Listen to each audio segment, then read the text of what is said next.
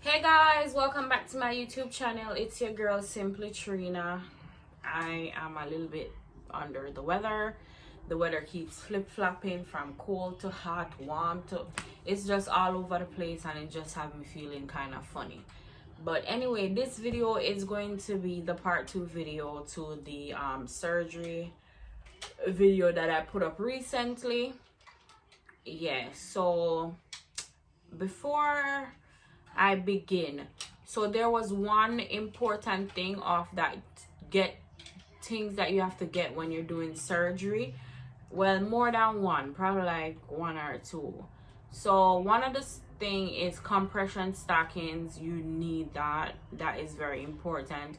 And also, if you are a picky eater or you don't eat a lot, then you need like Pediasure or something like that to kind of give you strength, kind of keep you up a little bit. But anyway, let's jump right into my experience of my mommy makeover. All right.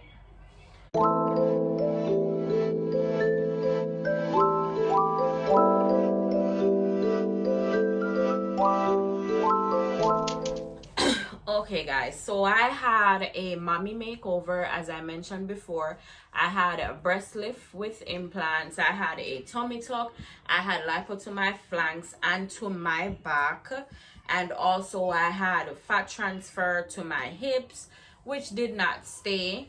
I have hip dips. It's where my hips don't come all the way out, to kind of have like a little dent, and I tried to fill those out, but God said, you gotta keep them hip dips. It's your signature look, so if I just get lost, which is fine with me, because my most concerned part of my body was my stomach to begin with. I didn't even care about the tits, it was just the stomach. But because I got such a great deal with the full mommy makeover, I was like, what the heck, might as well I do my tits too. So I did my tits. But so let me say, I went to the DR 4 days before my surgery, and when I arrived in the DR, a driver picked me up. The driver was attached to the recovery home that I was staying with, and the recovery home was also attached to the doctor, so it was kind of like a package deal. So the recovery home I stayed was Me Recovery Home. When I got there, I was greeted by the nurses. They showed me to my room. They made sure I was okay. They asked me if I was hungry. I got food right away, and I will put in little clips, little clips and little pictures of what I ate and stuff like that as I'm going along. The first night I was there, I slept well. The place was clean. The nurses were very helpful, and I felt safe, and also I felt confident that they would help me when I had my surgery. So that was major for me. That was very important. The next morning I got up, I had my appointment with my doctor. My doctor was Dr. Marte, and let me tell you, that doctor, one of the best. And for him to even be in another country, and there's a language barrier, he handled everything very well. He speaks English as well. So my first impression of this doctor was very professional.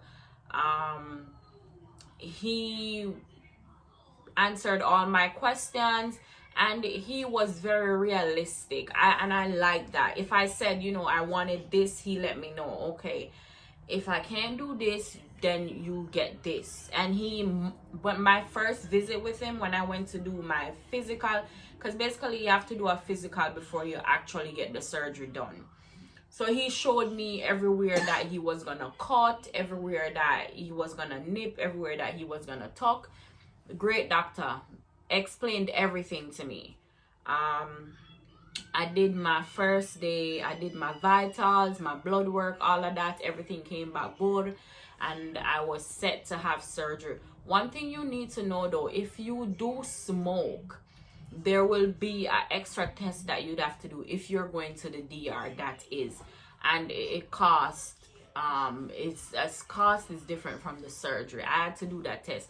Bear in mind, I do not smoke, but because I'm truthful, they asked me if I've ever spoken in my life, which I've had probably like a hookah, and she took it as I'm a hookah smoker, which I'm not, you know. And I haven't. I had that hookah probably like 2 years ago, like, you know. But either way, I did the stupid test. Yeah. But my doctor was very thorough. He wanted to make sure that all his T's are crossed and his I's are dotted before I went into surgery. So I liked that about him. So being that I was there 4 days before my surgery, of course I had to wait 3 days before I had surgery. So for those 3 days, I went out, I got pampered, I got my nails done in the DR, I went to the mall. You know, I did some moving around, of course, with the driver, because it was my first time in the DR. I was not going to go off by myself. Yeah. So the day of surgery, I was told not to eat after a certain time, which I didn't. And then when I went to the hospital, I was told to take a shower with antibacterial wash. I forgot the name of the wash. If I remember it, I'm going to put it up on the screen. So I was told to take a bath, which I did. But I have been bathing with that wash even before surgery. So, you know, I already knew. And then I showered with it. So I've been showering with the wash. I already knew. So I took a bath with the wash before I went into surgery. He came, he spoke to me. We went over the same thing we went over the first day I met him in the office, where he was gonna cut, what he was gonna do, you know, everywhere where he was gonna touch. He marked me up, you know. He told me don't be scared and all of that. To be honest, guys, I was terrified. And the reason why I was terrified was because I was saying, you know, I'm doing all of these surgeries. I have 3 kids back home. Like, is this selfish of me? What if something goes wrong and I don't make it back home to my kids? But what I realize is every surgery you do come with a risk. Is you could go and pull out a teeth and something happen to you. Anesthesia is not something that is to be played with. People have allergic reaction. Everybody reacts to anesthesia differently. So, you know, I was like, I'm scared, you know. He was letting me know, don't be scared, you know, stuff like that. But when he left the room, I said a word of prayer, and all that fear that I felt just left my body. Yeah, just left. But anyway, the anesthesiologist came in. She introduced herself. You know, we spoke for a bit, and then she told me she's gonna put something in my syringe, and then we're gonna go to the theater. Let me tell y'all, that lady stick the needle in stick the needle in the IV line, and I got up, and she told 2 persons to hold me. And by the time I step out the room going towards the theater, I don't remember nothing after that. The next thing I remember, I woke up, I was shivering, like I was just shaking like a crackhead. Me that shake like I was coming off something, guys. But that was my reaction to the anesthesia. And then I tried to drink water, and I puked it back up. So that was my reaction to the anesthesia. The first feeling I felt when I woke up, I felt like I couldn't breathe. Like there was just this tightness in my stomach, and up till today I still feel the tightness, and I guess that is from the muscle repair. So there was this tightness in my stomach, and I felt like I couldn't breathe. But when I looked down, I was flat, and I was happy about that. Like I was super happy about that.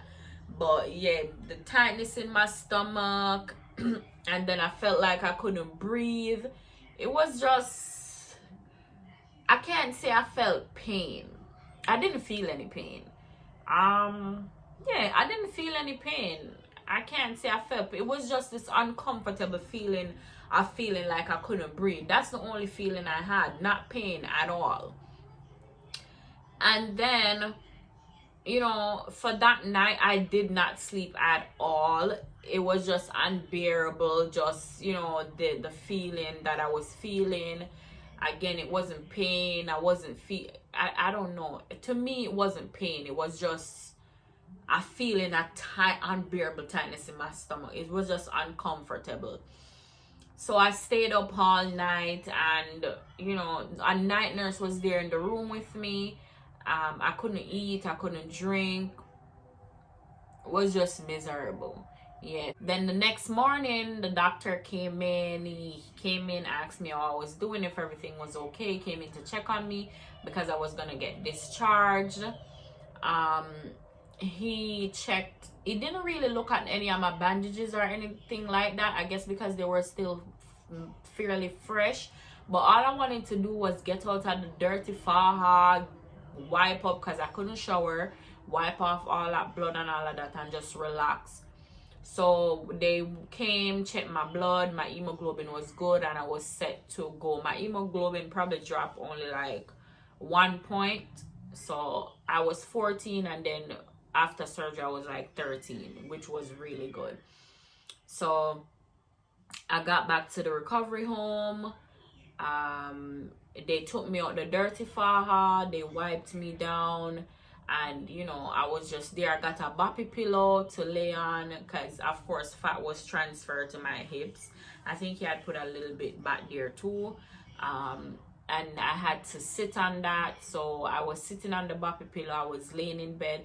I had to lay kind of like a 90 degrees angle, so my body was up and I had to raise my legs a little bit. I couldn't lay flat straight because of course I had the tummy tuck and I didn't want to put any pressure on my incision.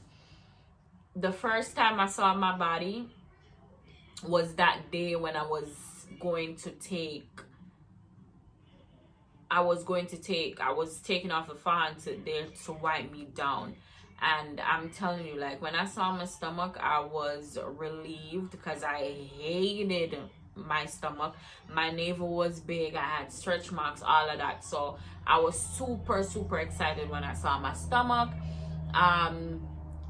It was hell peeing because I had in a catheter, and then when they took it out, it was hell peeing. That thing hurt. And then I had to get a massage.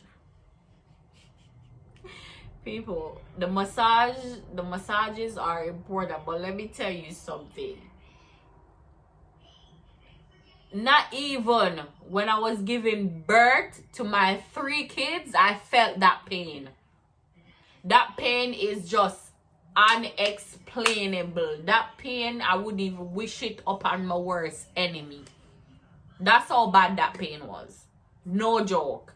But you know, I watch TV, I play with my phone, I kind of zone it out. I just took the massage because the massages are important. They have to get rid of all that unwanted fluid that your body keeps gathering up after surgery. Yeah, so I don't know. I'm happy. I'm happy with my body. I'm happy with where I'm at now. You know, I stayed in the DR for 10 days, 14 days after surgery. I wanted to make sure that everything was good before I came home. I saw my incisions. They were looking good. I fell in love with my breasts. I didn't want them, but I fell in love with them. The nurses were great at the recovery home that I stayed. They helped me out. And I met these beautiful ladies there who I call my surgery sister, Francia and Chanel. Love you, girls. And then another thing, make sure you have your laxative, because the first time you have to use the bathroom after surgery is a rough one.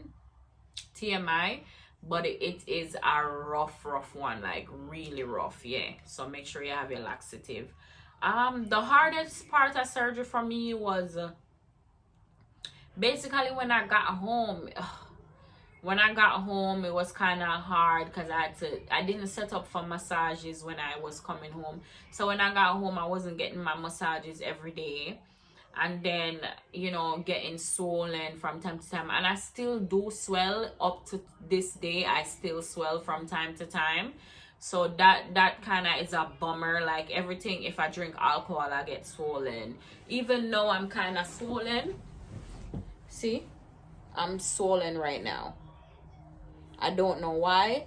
That is my incision. I plan to tattoo it. I plan to put a tattoo over it. Yeah, that's my incision. It's really low, but it's kind of like from hip to hip, because I guess it's the shape you was trying to give me. Yeah. And then my breasts, my incisions. Yeah. And the reason why my incisions look like this, people, is because, and I wish I had researched this, black women are prone to heal with keloid because our body produces too much collagen. So when we're healing, we will heal, but you see, by the time the wound is supposed to heal, our body produces so much collagen, so it's like healing upon healing, so they start to form keloids. And my wounds kind of started to heal with keloid after a while, because when I came out of surgery and when I was healing like 3 weeks, my line was so thin, but then all of a sudden keloid formed, even around my navel it formed. But you know, I'm giving it time, and then I'm giving it time, because after a while it probably will fade a little bit. So I'm not really, you know, I ain't even concerned about it, to be honest. I'm not concerned about it. I'm not going around sleeping with people for them to see my body, and whomever I'm with is very comfortable with my scars, and so am I. So yeah. But one other thing, I know I'm barely thinking right now, but another worst part of surgery for me was, so on my 10 days after surgery, after my nerves starting to wake up back from lipo, I'm gonna tell you, that was the worst. That was the only time I cried. Like, it just feel like somebody obi on me. Like, it feel like ants bite me, needle stick me. It just felt like somebody obi on me. Like, me I say, what kind of sorcery this? Like, this can't be real. What kind of sorcery is this? Why me I feel this?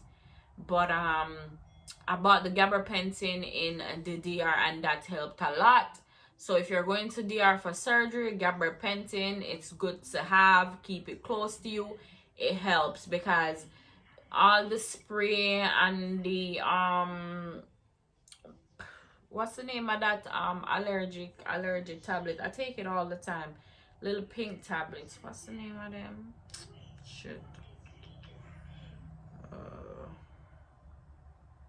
I don't remember. I'm telling you, my brain is all fuzzled right now. But if I remember, me put it up on the screen. That did not help me at all. So the gabapentin was the only thing that helped me. Benadryl, sorry. The Benadryl did not help me at all. So yeah. But I am to wait. Let me see, June, July, August, September, October, November, December. I'm actually 6 months post-op. I'm 6 months post-op. 6 months? June, July, August, September, October, November, December. Yeah, I'm 6 months post-op, and I'm enjoying my new body. My body still goes through changes from time to time. Let me show you. So this is my side view. Again, I'm swollen. This is my view from the back. I have holes, lipo holes. I don't know if you could see them. But yeah. And this is my view from the front. I like the fact how he lipoed my sides, because it gives me that, you know, illusion of a small waist. But yeah, he did a really good job. Dr. Marte owes me nothing, okay? Dr. Marte owes me nothing. He understood the assignment. He gave me what I wanted. I wanted a natural body, and that's what he gave me. Very natural, very nice, yeah. But yeah, I'm not feeling well. I'm gonna go sleep. But yeah, guys, I'm gonna go through and I'm gonna put up I'm gonna show you guys some of the pictures and stuff. I'm gonna put them in the video. But yeah, For everybody that has subscribed, thank you so much for subscribing to my channel. I see you, my new subbies. Thank you so much for subscribing. For those that have been rocking with me ever since I started my channel, I appreciate you. We're on our way to 500 subscribers. You know, we're getting there slowly but surely. I thank each and every one of you. I appreciate y'all. Again, it's your girl Simply Trina, and I'm about to sign off. I'll see you guys in my next video. Bye.